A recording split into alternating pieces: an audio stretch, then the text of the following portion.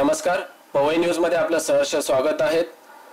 आज आपल्या समोर आहेत अमोल चव्हाण साहेब, जे पवईतील धडाडीचे कार्यकर्ते आणि समाजासाठी नेहमीच झटणारे, समाजाच्या वेळोवेळी कार्यरत असणारे अमोल साहेब चव्हाण।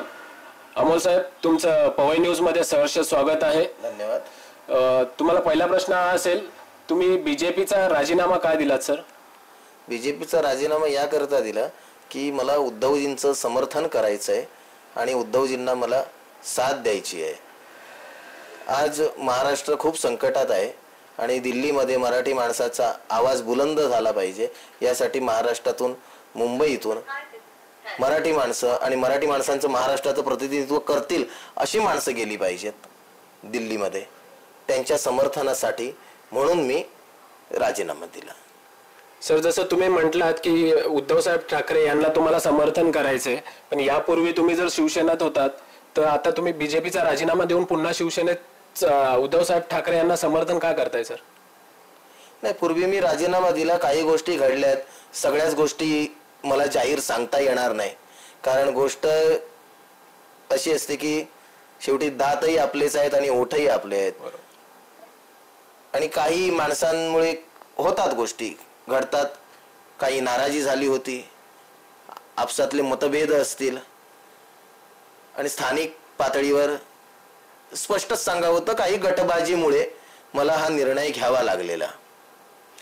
माणूस मनापासून कुठल्या गोष्टी करत नसतो, काही माणसं भाग सुद्धा पाडतात या गोष्टींना, किंवा भाग पडतो सुद्धा माणूस। तर अशा काही गोष्टी झाल्यात, मी त्या सर्व गोष्टींना पूर्णविराम दिलाय, आणि मला तुमच्या म्हणण्याप्रमाणे मला आत्ताच अशी काही उपरती आली नाही आहे, तर माझं प्रामाणिकपणे प्रेम माझं पूर्वीही, आजही आणि उद्याही ठाकरे कुटुंबावर असणार आहे।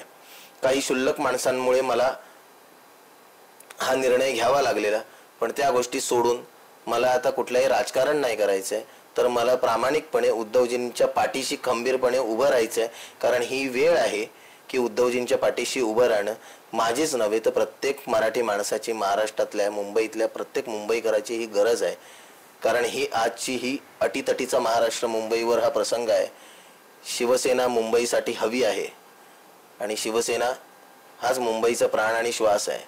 मराठी माणसाची बाजू शिवसेनाच मांडू शकते, हा एकमात्र उद्देश ठेवून मी हा निर्णय घेतलाय, राजकारण बाजूला ठेवून। कृपया याच्यामध्ये राजकारण आणू नका। सर, तुम्ही भारतीय जनता पक्षाचा राजीनामा दिल्यानंतर तुम्हाला कोणाचा कॉन्टॅक्ट झाला होता? कॉन्टॅक्ट म्हणजे राजीनामा दिल्यानंतर आपले विधानसभा प्रमुख आहेत परम यादव यांनी मला फोन केलेला, आणि माझ्या या निर्णयाचं त्यांनी स्वागत केलं। सर, विधानसभा प्रमुखांचा तुम्हाला फोन झाला, पण स्थानिक पातळीवर तुम्ही ज्या विभागात राहता त्या विभागातून काही संपर्क? त्या विभागातून अनेक शिवसैनिक आहेत जे मनापासून माझ्यावर प्रेम करतात, माझा मित्र परिवार आहेत, तर ते आहेतच सोबत, बाकी असं फोन वगैरे कुणाचा नाही। ओके, यानंतरचा पुढचा तुमचा राजकीय प्रवास कसा असेल सर? तर राजकारणात सर्वप्रथम जर तरला महत्त्व नसतं, पुढचं पुढे बघता येईल। सगळ्यात महत्त्वाची आत्ताची जी गोष्ट आहे ती उद्धवजींच्या पाठीशी खंबीरपणे, प्रामाणिकपणे उभं राहणं, कारण ही लढाई आता सर्वसामान्य माणसाची आहे, आणि सर्वसामान्य माणूस म्हणून राजकारण, पक्षपात, मतभेद बाजूला ठेवून त्यांच्या पाठीशी उभं राहणं ही गरज आहे, कारण ही अंतिम लढाई आहे। यानंतर भविष्यात काय वाढून ठेवलंय सांगता येत नाही, त्यामुळे ही लढाई प्रत्येकाने स्वतःच्या हातात घेऊन लढली पाहिजे, पुढच्या गोष्टी पुढे बघता येतील। सर, सध्या जी येणाऱ्या काही दिवसामध्ये लोकसभेची निवडणूक आहे ईशान्य मुंबईची, त्यामधून शिवसेनेच्या जागेवर संजय पाटील यांना उमेदवारी देण्यात आली आहे, तर त्यांना तुमचा पाठिंबा कसा असेल? कसा असेल पाठिंबा म्हणजे आम्ही सगळेजण सहकुटुंब, सहपरिवार जाऊन मशाल चिन्हावर मतदान करणार आहोत। मित्रपरिवाराला सांगणार आमच्या की तुम्ही सुद्धा मतदान करा। आता तुमच्या सोबत एवढा भाजपचा राजीनामा दिला का, तर उद्धवजींच्या पाठीशी उभं राहणं आहे, आणि एवढं जाहीर वक्तव्य करतोच आहे, तर त्या माध्यमातून त्यांचं काम होतच आहे। आणि त्या प्रकारे माझे मित्र परिवार जे कोण मला 2-5 जण कोणतरी मानत असतील, तर त्यांना नाही सांगणार मी की करा मतदान. सर, तुमच्या मते या लोकसभेच्या निवडणुकीमध्ये मशाले चिन्ह निवडून येईल? 100%. मी राजीनामा दिला पक्षाचा, जाहीरपणे स्वतःचं राजकीय अस्तित्व म्हणजे एक जुगारात लावल्याप्रमाणे मी एका पक्षाचा राजीनामा देऊन बिनधास्तपणे उद्धवजींच्या पाठीशी एक मराठी माणूस म्हणून उभा राहतोय. मला स्वतःच्या भविष्याची चिंता पडलेली अजिबात नाहीये. कारण महाराष्ट्र वाचला, मुंबई वाचली, आपण वाचलो तर मग पुढे लढाया करत राहू. बरोबर आहे ना?